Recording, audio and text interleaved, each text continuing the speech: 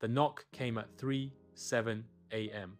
3 hard, deliberate raps on the front door of the old McLaren farmhouse, a house that had stood empty for 17 long years. Deputy Riley Ames had been driving home from a night shift when the call came through. A woman's voice, trembling through static. "He's back. He's in the walls."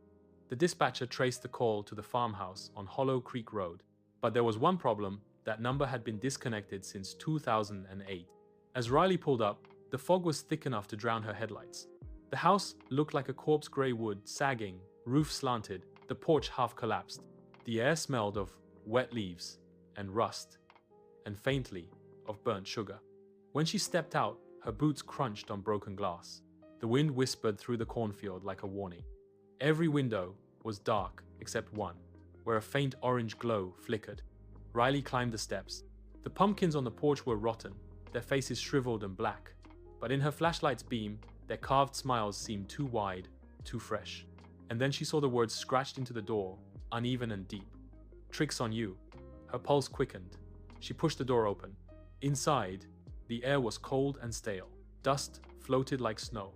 Old photographs lined the hallway, every face in them scratched out, their eyes gouged away.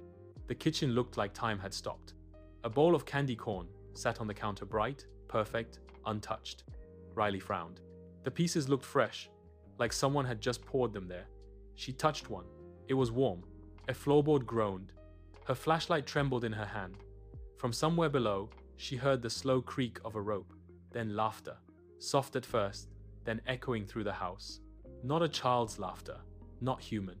She called out, "Sheriff's Department, show yourself." Only silence answered. Her light drifted toward the cellar door at the end of the hall. It was half open.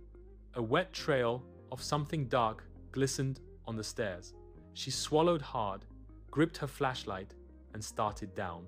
The smell hit first rot and caramelized sugar, thick and sweet enough to choke her.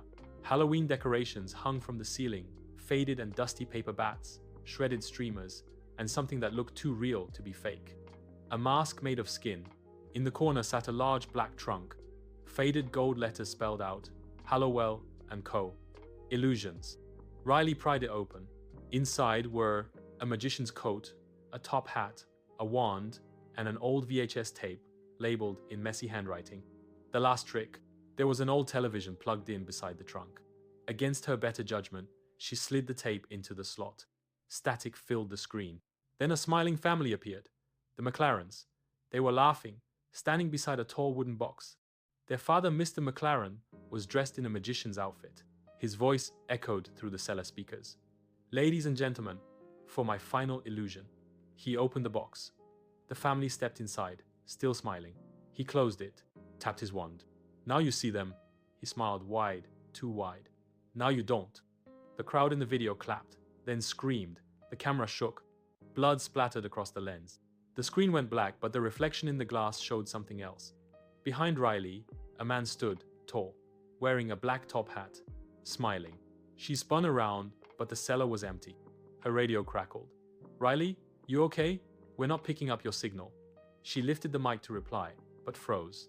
The stage trunk, the one she'd opened, was shut again. And carved into the lid, in dripping red letters, were new words. "Now you two."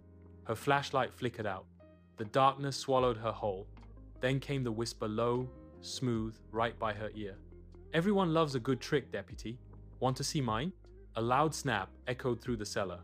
And then, silence. When backup arrived, 30 minutes later, the farmhouse was empty. The VHS tape still played, frozen on static. The only sign of Riley Ames was her radio, lying beside a half-eaten candy corn. The final frame of the tape showed a new performer standing on stage, wearing a deputy's uniform, holding a magician's wand, and smiling into the camera. Her voice was soft, calm. "Ladies and gentlemen, let me show you a disappearing act." The screen went black. Every Halloween since, the sheriff's office still receives a 911 call from that same disconnected number. The same whispering voice says the same words. "He's back. He's in the walls." And if you ever find yourself driving down Hollow Creek Road on Halloween night, roll your window down. You might smell burnt sugar. You might hear laughter. Or maybe, knock, knock, knock. Thanks for watching. For more videos like this, Please like, comment, and subscribe to my channel.